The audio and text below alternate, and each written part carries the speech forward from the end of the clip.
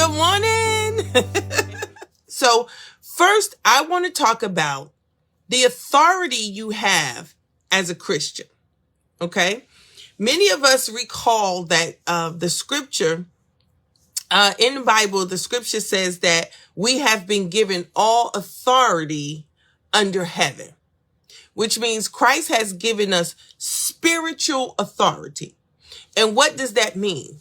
That means when circumstances arise in our life, Jesus has transferred the power and the authority that he has onto us.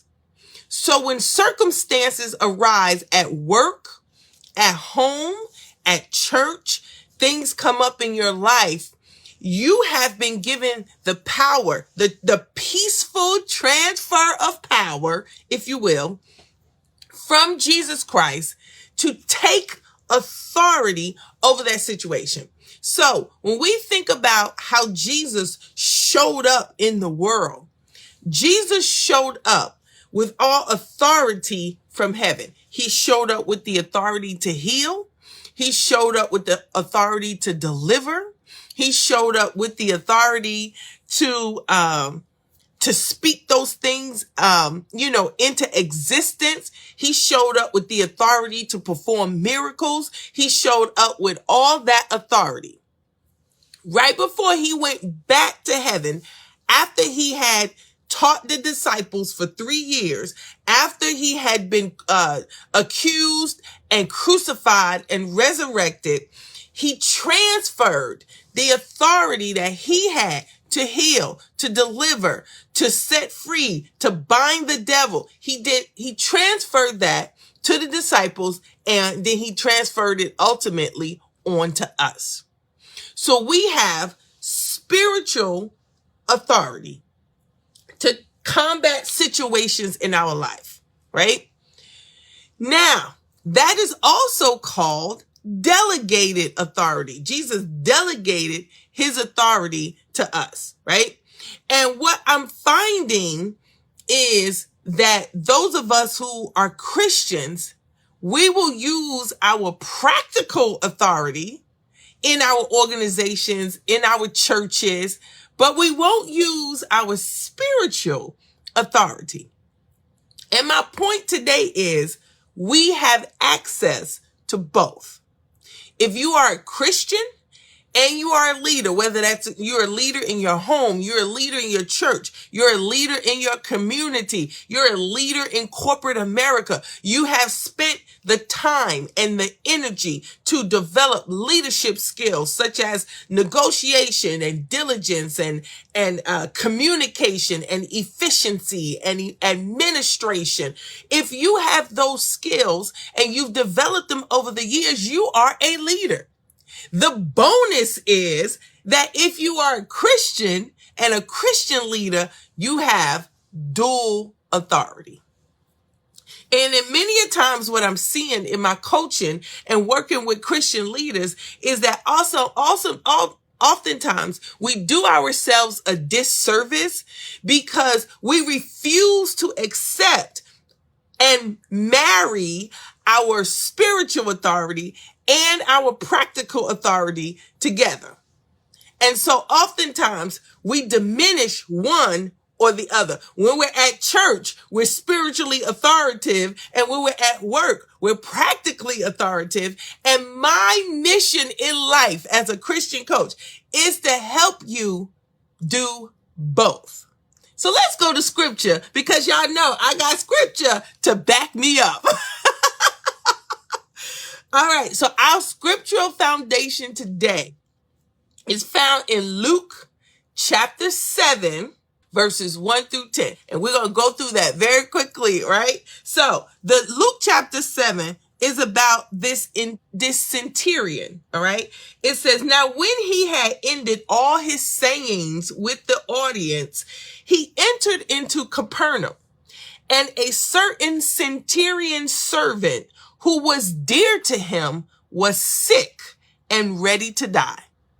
And when he heard of Jesus, he sent unto him the elders of the Jews, beseeching him that he would come and heal his servant. And when they came to Jesus, they besought him instantly, saying that he was worthy for whom he should do this. For he loved our nation, and he built us a synagogue. Then Jesus went to them, and when he was not far from the house, the centurion sent friends to him, saying unto him, Lord, don't trouble yourself, for I am not worthy that you should enter my home. Wherefore neither thought I myself worthy to come unto you. But if you just say the word, and my servant will be healed. Here's verse 8. Listen to this. For I am a man set under authority, and having under me, I have soldiers. And if I give him a command to go, and he will go. If I tell another one to come, he will come. And to my servant, do this, he will do it. And Jesus heard what the centurion said, and he marveled at it. He turned to the centurion and to the people who was following him, and he said, I say unto you, I have not found such great faith, not even in Israel. Now let's break that down. This man, he was a centurion soldier. He was a leader of soldiers. And he had a servant that worked for him that was sick. And he loved this particular servant. And he heard that Jesus was in town. Now let's pause right there. This man had practical authority, right? He had practical authority because of his role as a centurion, his role as a leader. He was respected in his community. He made things happen. The scripture says that he loves our nation and he built us a synagogue, which means that he was a leader who knew how to take action, get things done. He told Jesus, look, if I tell my soldiers to go, they go. Why? Because I am a leader and I have the authority to do so. If I tell another one of my soldiers to come, and he comes. Why? Because I have the authority to do that as a centurion. If I tell one to do this or do that, they have to do it. Why? Because remember, we're dealing with Roman government here. And Roman government also in Romans 13:1 says that let every person be subject to the governing authorities. So this centurion had authority in the practical. He was a leader among leaders. He took care of his people and he loved his servant. But now let's look at his spiritual authority. His spiritual authority is he heard about Jesus. So he knew that Jesus, all he had to do was ask Jesus to do something and Jesus was going to do it. That is in scripture. Jesus said, if you ask me to do anything by faith, I will do it. And so this centurion knew enough about Jesus to know that he had the authority, spiritual authority, to go to Jesus and ask for what he wanted, and he knew that Jesus would do it. He humbled himself under Jesus's authority. Even though he was in authority, this leader humbled himself under Jesus's authority. And for those of you and us who are Christian leaders, we humble ourselves under Jesus's authority, even though we are authority figures in our communities and in our organizations. Woo! This is getting too good to me. I gotta calm down, Rashida, calm down. You and I are authority figures in our workplaces, in our homes, etc. But we also have the spiritual authority to go to Jesus Christ, whose authority we sit up under and ask for whatever we want, and he will do it. This centurion knew enough to not only submit himself unto Jesus' authority, but also ask for what he needed. Not only that, he let Jesus know, I too have people who submit under me. And when I tell them to do something, they have to do it. From going forward, I want you to understand, you who are watching this video, you have dual authority. And I don't want you separating your authority.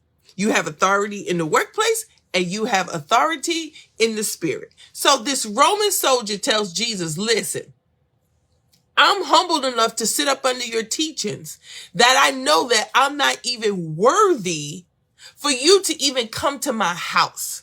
You don't even have to come to my house. I believe in trusting you so much that if you just speak, my servant will be healed. Listen to this. He says, verse 7, wherefore neither thought myself worthy to come unto thee, but say in a word, and my servant will be healed. This centurion leader had enough faith in Jesus to know that Jesus didn't even have to be present for his servant to be healed. Oh, this is good to me. Do you have, as a leader, enough faith in Jesus Christ to exercise your spiritual authority to help you exercise your practical authority?